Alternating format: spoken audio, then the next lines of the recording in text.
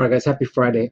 So today I'm talking about a little bit about the pandemic and part of this happening in the housing market. So prior to the pandemic, the housing market was booming, right? Most people already know that. Prices were increasing while inventory was at lowest level in 40 years. Inventory levels should remain tight because the new construction has showed due to the COVID-19. Meanwhile, the demand for homeownership has been pent up, and those living in apartments are looking for more space. And remember, the biggest driver of home buying is having children. Many expect childbirth to increase over the next year. Obviously, with this whole COVID thing, the last 2 months, there's been a lot of crazy talking about there's going to be a lot more childbirth. A lot of people, there's going to be more children coming into this world, and there's going to be more opportunity for these families, these growing families, to finally buy a home. The home ownership rate has recently risen to 65%, with the fastest growing segment being those in their 20s. With demand rising and supply remaining tight, home value should be well supported in the future. Let's take a look at the housing map. There have been 81 million households that are owned, and 34% of those have no mortgage. So there's plenty of equity to move up. All right, that's another thing. Of the remaining 53 million homes that are a mortgage, the average loan represents 53% of the value of the home. Meaning that there's a lot of equity, even though homeowners,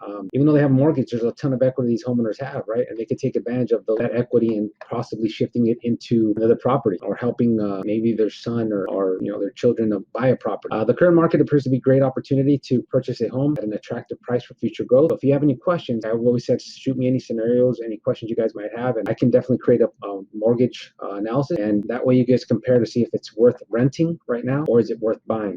Obviously, we're noticing that unemployment rate have skyrocketed, but there's a lot of things, like as I mentioned before, that aren't taken into account, and a lot of things that we don't know what's going to happen once we're back. America's back to work. It's yet to see what's going to happen. Then you have a lot of investors, hoping that the market tanks so that way they can take advantage of the opportunity. Realistically, coming out of this, prior to the COVID, like I said, inventory was actually low. You had more buyers than sellers, and actually you have more sellers, that took off their houses off the market, and then you have a lot of buyers that removed themselves. But recently, I've been looking at other situations with other agents, and you've had situations where these guys have 18, 20 offers on a property, so the demand's still there. It just depends possibly on certain sectors or certain types of properties that are going to be affected by this.